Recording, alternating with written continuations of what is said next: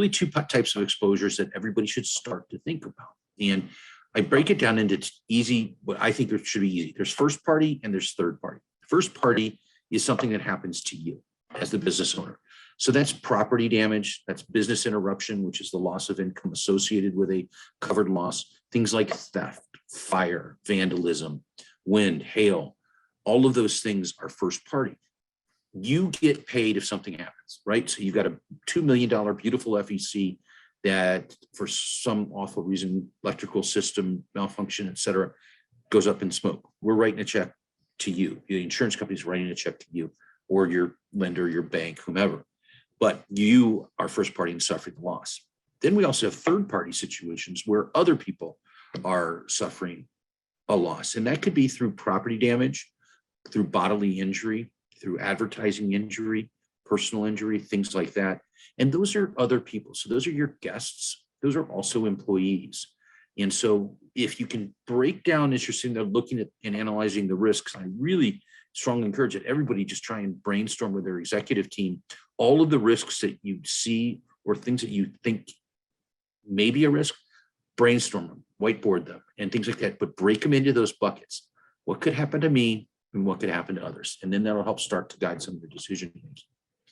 When we look at risk control, there's actually a process here. And I liken this process to when I was a little kid. I used to have a toy, and I'm sure most of all of you that are on this call have had it, but it was like a little waterworks toy, I think they were called. And it started with a little teeny ball at the top of it, and you had to kind of move it around and would roll down and go ping, ping, ping off of different levels in this toy. And ultimately you wanted to get it into a little basket at the end and so on. Well, I kind of look at risk that way.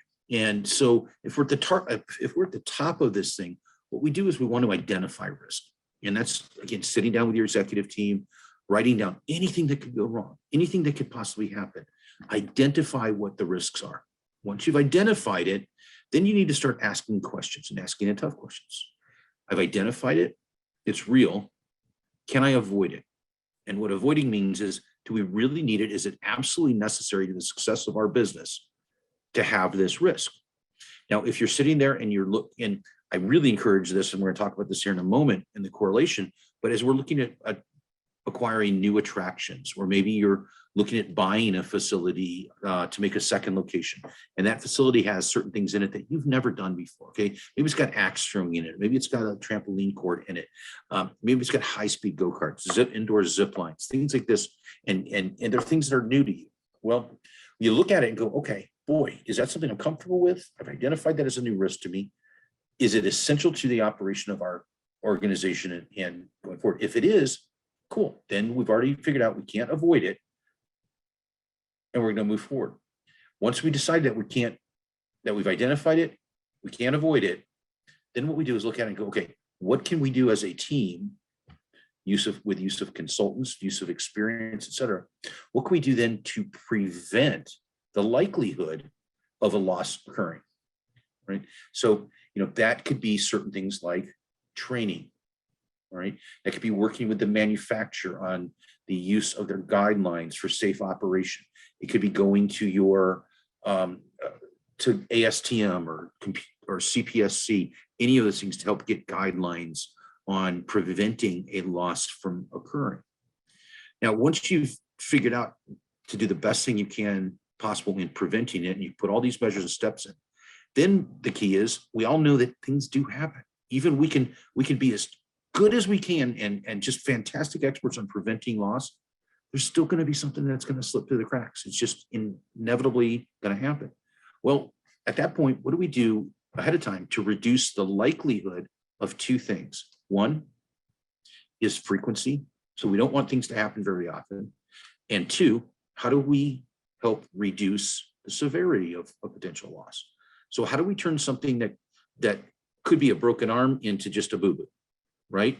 And so that's done through reduction techniques. It's done with safety management, through systems and padding and harnesses and all different types of things that can be used to reduce the likelihood of a claim and ultimately the severity of it.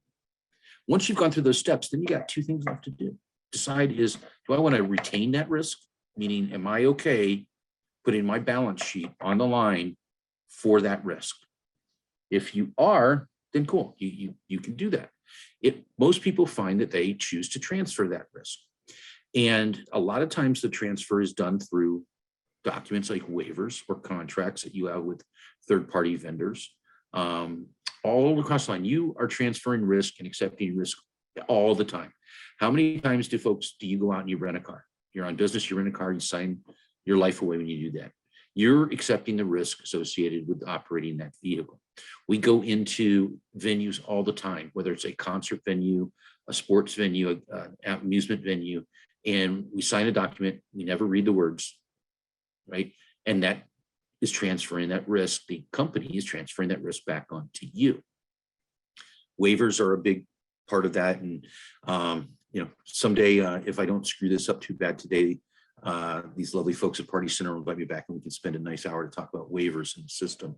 But that's a method of transfer. And then the last thing, so after you've gone through all of those things with that risk, after you've identified it, you realize you can't avoid it, you've done everything to prevent it, everything to reduce the likelihood and severity, you've tried to transfer it, the last thing you do is insure it, right? And insurance in and of itself is a method of risk transfer. You're taking the risk that you found and identified in your facility, and you're transferring that risk, whether it's first party or third party, to an insurance company then to protect you and ultimately protect your balance sheet.